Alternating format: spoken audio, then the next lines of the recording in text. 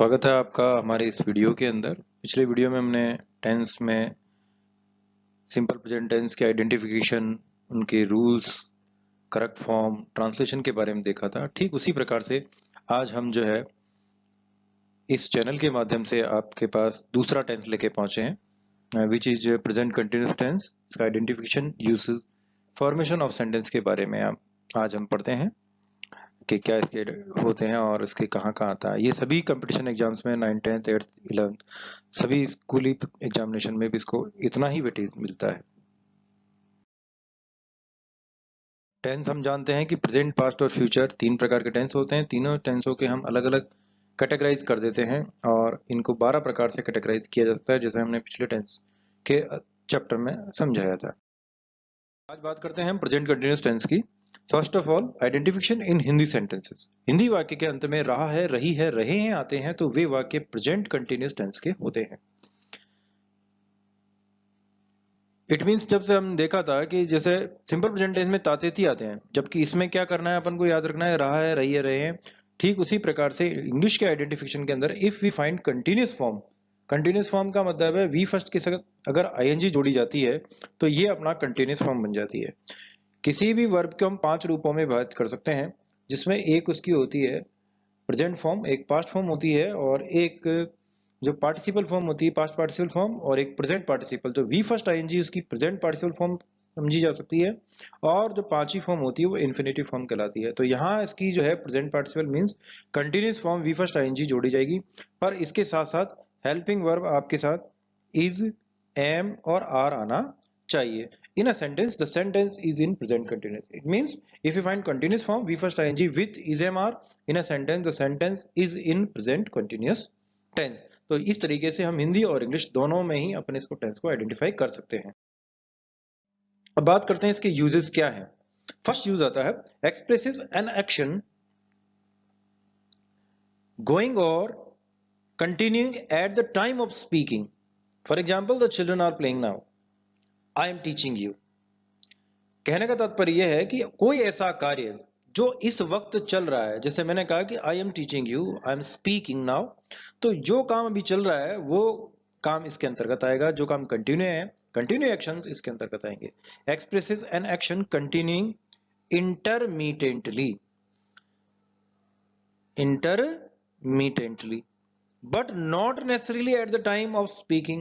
For example, she is knitting a sweater of her brother. अब यहाँ word आया intermittently. What do you mean by the intermittently? अर्थात रुक रुक करके कोई काम का जारी रहना, मतलब हम लगातार कोई काम को नहीं कर रहे हैं पर फिर भी वो काम जारी है। जैसे इसने एग्जांपल में दिया, she is knitting a sweater of her brother, वह अपने भाई के लिए स्वेटर बुन रही है।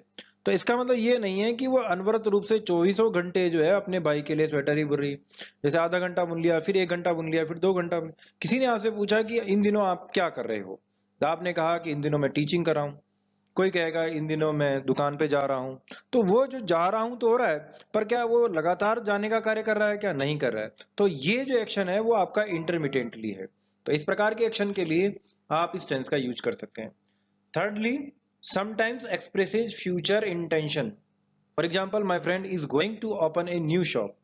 तीसरा इस प्रकार का आता है कि आपको कभी कभी इसका फ्यूचर इंटेंशन शो करने के लिए भी प्रेजेंट कंटिन्यूअस टेंस में लिखना होता है। अब फ्यूचर तो सिंपल फ्यूचर में आता है, पर इंटेंशन इसका कैसे शो करें?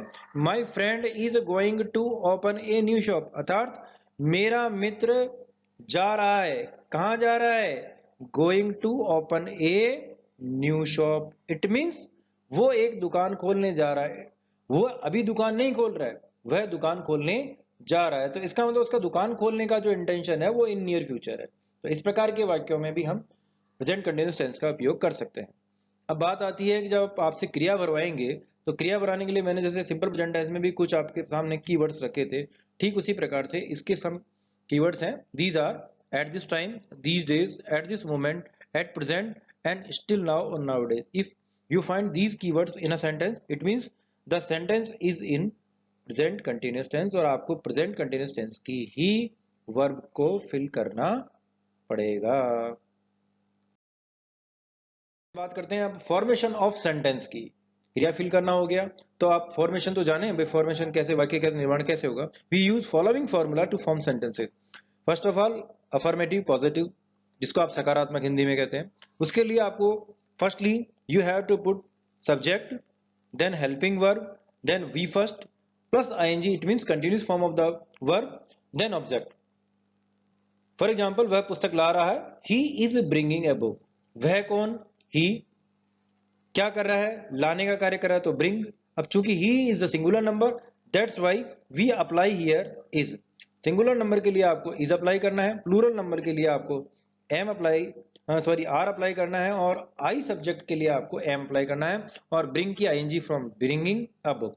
जब इसका अपन नेगेटिव बनाएं, तो नेगेटिव सेंटेंस बनाने के लिए आपको क्या करना पड़ेगा, subject plus helping verb plus not apply करना पड़ेगा। बाकी फॉर्मूला सेम है, V first ING plus object.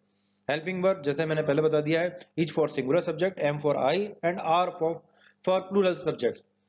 For example, वह बाजार नहीं जा रही है, तो यहां अगर नहीं जा रही है तो she is not going to market, तो नॉट अप्लाई कर दिया आपने कि वह बाजार में नहीं जा रही है। जब इसी को अपन इंट्रोगेटिव बनाना चाहें, तो अपन को क्या करना है कि हेल्पिंग वर्ब को फर्स्टली पुट करना है, then subject, then V first plus ING plus object.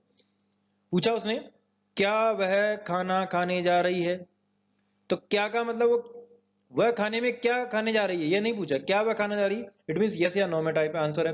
जिसका यस या नो टाइप आंसर होगा, उसको अपन को क्या करना है, हेल्पिंग वर्ड से क्वेश्चन को अराइज करना है।